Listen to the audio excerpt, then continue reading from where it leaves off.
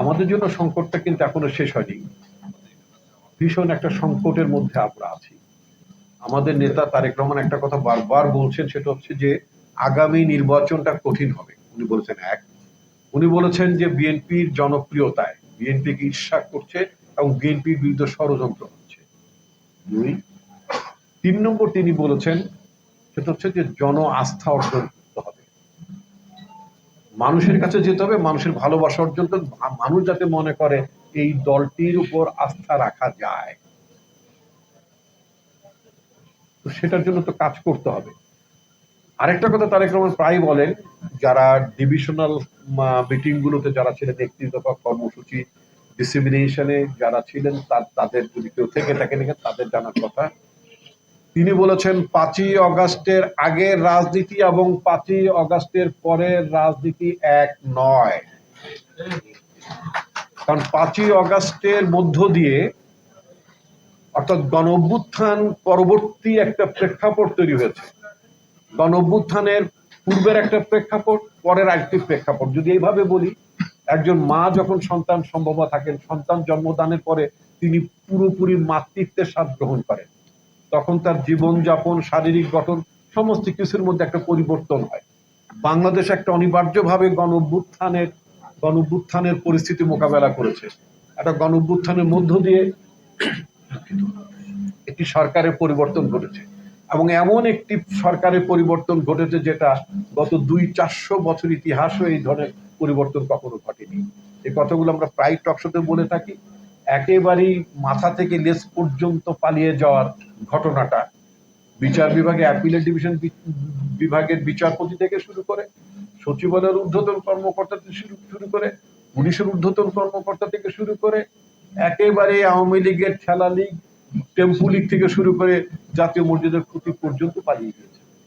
এই যে পালিয়ে যাওয়ার যে শূন্যতা, এটা বাংলাদেশ কেন পৃথিবীর কোনো দেশের ঘটেনি। এটা একটা অস্বাভাবিক ঘটনা। এই অস্বাভাবিক ঘটনাটা কেন স্বাভাবিক হলো? বাংলাদেশের মানুষ গত 16 বছরে ফুঁসে উঠেছিল। এটা একটা আউটবাস্ট হয়। আমি প্রায় একটি কথা বলি, আমি যখন ছাত্র রাজনীতি করেছি, আমাদের সময় 96 ঘন্টার হরতাল পালন করেছি আমরা, এরশাদের পতন হয়নি। সচিবালয়ে ঘেরাও করেছে, এরশাদের পতন হয়নি। সচিবালয়ের দেয়াল ভেঙে ফেলা হয়েছে, মানে মানুষজন হুমড়িকে সচিবালয়ের দেয়াল ভেঙে ফেলেছে ঘেরাও করে, এরশাদের পতন হয়নি। এরশাদের পতন যখন ঘটেছে তখন 6 ঘন্টার হরতাল ছিল না, সচিবালয় ঘেরাও করতে হয়নি, বিকজ সময়টি তার জন্য নির্ধারিত হয়ে গিয়েছিল। ওয়াক্ত, হুজুররা অনেকে বলে ওয়াক্ত যখন হয়ে যায় তখন আর কেউ কাউকে রক্ষা করতে পারে না। আমি মার্চ এপ্রিল মাস থেকে যারা টেলিভিশনের যারা আমার সাংবাদিক ভাইরা আছেন, অনেকে হয়তো খেয়াল করে থাকবেন, আমি মার্চ এপ্রিল থেকে বলা শুরু করলাম শেখ হাসিনার সম্পর্কে, যে টাইম ইজ আপ। প্রধানমন্ত্রীকে বললাম, ইয়োর টাইম ইজ আপ, আপনার সময় ফুরিয়ে গিয়েছে, আপনি এখন প্যাক আপ করতে পারেন। আপনি যদি এখন প্যাক আপ না করেন, তাহলে 21 বছর একবার ক্ষমতার বাইরে ছিলেন আপনার বাবার দুঃশাসনের কারণে, আর আপনি যে দুঃশাসনের চূড়ান্ত জায়গায় দেশটাকে নিয়ে গিয়েছেন, আপনি 63 বছর পরেও আপনার দলকে কখনই কাম ব্যাক করাতে পারবেন। এবং লাস্টলি, হবিগঞ্জে আমি 30শে মে আমাদের পার্টির প্রতিষ্ঠাতা জিয়াউর রহমানের শাহাদত বার্ষিকী উপলক্ষে আমি হবিগঞ্জে গেলাম। সেখানে একটা কর্মসূচি ছিল, ওখানকার প্রেস ক্লাবে একটা আমাদের আলোচনা সভা ছিল, সেখানে আমি একটা বক্তৃতা করলাম। আমাদের ওখানকার স্থানীয় কর্মীরা কেউ আগ্রহের কারণে হয়তো মানে আমার বক্তব্যটা ভিডিও করেছিল, আমার কাছে পরে ভিডিও ক্লিপটি পাঠালো। তো পরে দেখলাম যে আমি এই কথা বলেছি নাকি, মানে আমি বলেছিলাম হাসিনা সরকার অনিবার্যভাবে কলাপস করবে, কলাপস করার দিকে বুঝছে। আমি বলেছিলাম 30 তারিখে, মে মাসে 30 তারিখে, জুন না, জুলাইতে শুরু হলো, কিন্তু আমি মে মাসের 30 তারিখে ফর্মালি বলেছে এই গভর্নমেন্ট অনিবার্যভাবে কলাপস করবে, কলাপস করার দিকে এগুচ্ছে। আমার সাথে যারা ফেসবুকে আছেন, আমার টাইমলাইনে যে দেখেন 31শে মেতে আমি ওটা আপলোড করেছিলাম, এখনো সেই আমার ওই ভিডিও স্পিচটা আছে। আমি কনফিডেন্ট ছিলাম, আমি নিশ্চিত ছিলাম, আমি অ্যাস্ট্রোলজার না, আমি কোনো আধ্যাত্মিক লোকও নই। আবহাওয়াবিদরা যে বলেন আগামীকাল আকাশ মেঘাচ্ছন্ন থাকিবে, অথবা ঝড়ের পূর্বাভাসে, অত 10 নম্বর কি বলে বিপদ সংকেত দেয়, এটা কি কোনো হাত দেখে দেয় নাকি, নাকি আধ্যাত্মিক জ্ঞানে বলে? যন্ত্র দিয়ে বলে, ইদানিং তার রিড করে বলে, তার যন্ত্রে বলে যে এই প্যারামিটারটা গ্রাফটা এরকম থাকলে হবে, ইত্যাদি ইত্যাদি।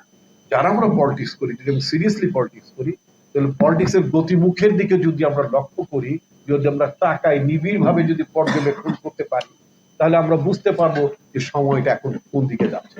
সেটার নামই হচ্ছে আপনার পর্যবেক্ষণ, সেটার নামই হচ্ছে আপনি আগাম আগাম বলা। তা আমি বলেছিলাম যে সরকার অনিবার্যভাবে পতনের দিকে যাচ্ছে। আমি আমার দলের কর্মীদের উদ্দেশ্যে বলেছিলাম, তোমরা যদি অংশ নাও, আমার ভিডিও স্পিচ আছে, তোমরা যদি অংশ নাও তাহলেও শেখ হাসিনা পতন করবে। পার্থক্য একটাই, মিলাদে অংশগ্রহণ না করলে হুজুর যখন দোয়া করেন তো সমস্ত পৃথিবীর মুসলমানের জন্য দোয়া করেন নাকি, না খালি বলে তো আমার আব্বা আম্মার জান্নাত দান করো, বলে আল্লাহ সমস্ত মুসলমানকে তুমি মাফ করে দাও, বলেন কিনা?